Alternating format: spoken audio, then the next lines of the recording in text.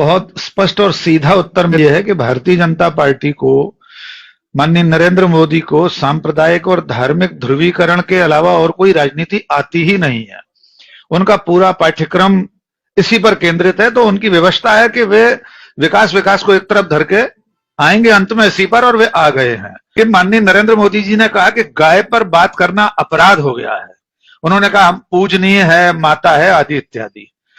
मैं आपको अतीत में ले जाना चाहता हूं थोड़ा सा, क्योंकि प्रधानमंत्री भी सदियों पहले ले जाते हैं, तो ईसा पूर्व सिकंदर तक चले जाते हैं मोदी जी, योगी जी। तो मेरी भी जिम्मेदारी है कि मैं 1930 में ले जाऊं। 1930 में भी ऐसा ही विमर्श भारत में चल रहा था गाय को लेकर। महाराष्ट्र में एक मराठी का जर्नल था जिसका नाम था भाला। उसमें एक प्रश्नोत्तरी चल रही थी और उसमें एक प्रश्न था कि सच्चा हिंदू कौन है। उत्तर आया कि जो गाय का पूजन करता है वो सच्चा हिंदू है। विनायक दामोदर सावरकर ने जब ये सारे प्रश्नोत्तर पढ़े तो उन्होंने एक निबंध लिखा। वे ही सावरकर जो इस संघ परिवार के, नरेंद्र मोदी के, योगी जी के नए महानायक हैं।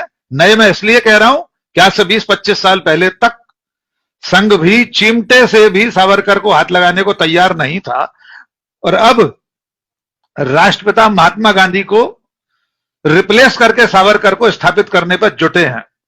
तो मैं मोदी जी के इजलास में, उनकी अदालत में सावरकर का पक्ष रखना चाहता हूं गाय के बारे में। सावरकर ने उस भाला जो मराठी जर्नल था उसके प्रश्नोत्तर के आधार पर फिर अपनी एक मीमांसा लिखी, एक निबंध लिखा जिसका शीर्षक था विज्ञान निष्ठ निबंध। और यह बाकायदा सावरकर की किताब है जिसे स्वतंत्र वीर सावरकर स्मारक समिति महाराष्ट्र की जो थी, मुंबई की, उसने किताब के रूप में इसे छापा। अब इस किताब में सावरकर क्या लिखते हैं विज्ञान निष्ठ निबंध में, उसके पाठ 1.5 में वे लिखते हैं सावरकर कि जो लोग भी गाय को माता मानते हैं वे स्वयं को मानव जाति से हीन कर लेते हैं, उससे एक दर्जा नीचे उतर जाते हैं। विनायक दामोदर सावरकर स्पष्ट लिखते हैं गाय एक पशु है जो पूरी तरह से बुद्धिहीन है, उसमें इतना विवेक नहीं है कि वो अपने ही मल में लोटी रहती है, यानी अपने गोबर में। ये सावरकर के शब्द हैं, कोट अनकोट, डॉक्टर राकेश पाठक नहीं कह रहे। 1930 में सावरकर लिख रहे हैं।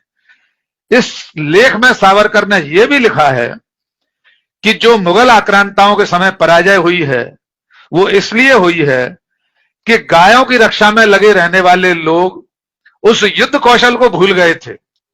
बहुत लंबा लेख है और उन्होंने बहुत खिल्ली उड़ाई है, यहां तक कि उसमें ब्राह्मणों को भी कोसा है सावरकर ने कि ये जो जब देश को बचाने की जरूरत थी तब उन्होंने कहा है कि देश को बचाने की जरूरत के समय, किसी दुर्ग की रक्षा के समय, किसी किले की रक्षा के समय अगर गाय का बलिदान देना अनिवार्य हो, जरूरी हो, तो दे देना चाहिए।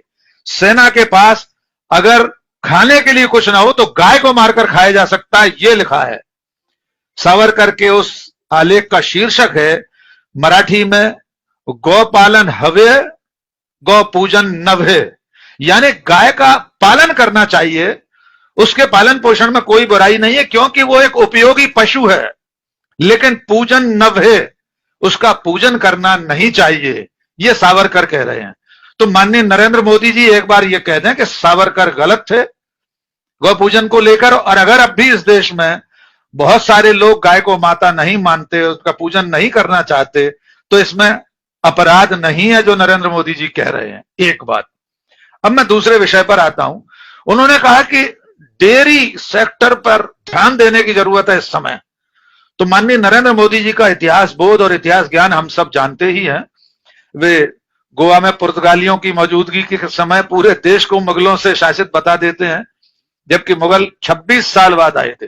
1510 में पुर्तगाली गोवा में आ गए थे, 16 साल बाद उसके 1526 में मुगल भारत आए।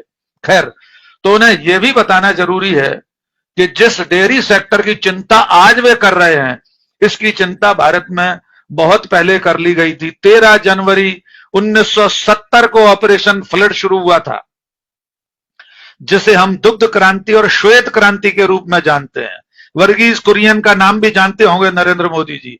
और ये ऑपरेशन फ्लड 1970 की 13 जनवरी को शुरू होकर 1996 में खत्म हो चुका है, और उसी ऑपरेशन फ्लड का परिणाम है कि भारत दुनिया का सिरमौर है दुग्ध उत्पादन में, और भगवान की कृपा से माननीय नरेंद्र मोदी जी का उसमें कोई योगदान नहीं है।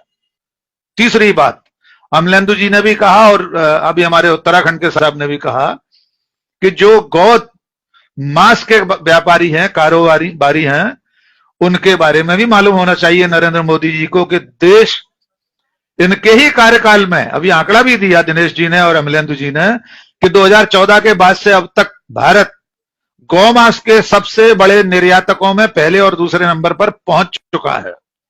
दिनेश जी ने संकेतों में कहा, मैं बिल्कुल स्पष्ट कहना चाहता हूं कि भारत के सबसे बड़े गौमांस के व्यापारी मुसलमान नहीं हैं, सबसे बड़े गौमांस के व्यापारी हिंदू हैं। उन्होंने अपने स्लॉटर हाउस गौमांस के कारखानों के, कत्ल खानों के नाम उर्दू नाम रखे हुए हैं, अल कबीर, अल दुआ। देश के सबसे बड़े 20 गौमांस निर्यातक हिंदू हैं, लेकिन नरेंद्र मोदी जी अपने आज के भाषण में गोबर और गाय का नाम लेकर एक खास वर्ग को, एक खास धर्म के, संप्रदाय के लोगों पर आक्षेप लगा रहे हैं। भारतीय जनता पार्टी के पूर्वोत्तर के राज्यों के चुनाव के घोषणा पत्र पढ़ लीजिए। उन घोषणा पत्रों में लिखा है कि गौमांस ज्यादा से ज्यादा और सस्ती दरों पर उपलब्ध कराएंगे। मनोहर पर्रिकर का बयान याद कर लीजिए, अब वे स्मृति शेष हैं। उन्होंने कहा था हम गोवा के लोगों को सस्ती दरों में गौमांस उपलब्ध कराएंगे, भले ही उसका हमें कर्नाटक से आयात करना पड़े। तो ये वो भारतीय जनता पार्टी है कि जहां इसे जरूरत होती है वहां ये गौमांस सस्ती दरों में उपलब्ध कराने का वादा अपने मतदाताओं से करती है। तो ये पूरा मामला, उनका आज का भाषण सवालों के घेरे में, इतने तथ्य मैंने गिना दिए। इसके पीछे राजनीति और रणनीति सिर्फ इतनी है कि इसके जरिए वो जो हिंदू सेंटीमेंट है, हिंदू जो वोटर है, उसके दिमाग को एक बार फिर से उसको हरियाने की कोशिश है, उसको हरा भरा करके उसके वोटों को मशीनों तक लाने की पहलकदमी है सिर्फ, राजीव जी।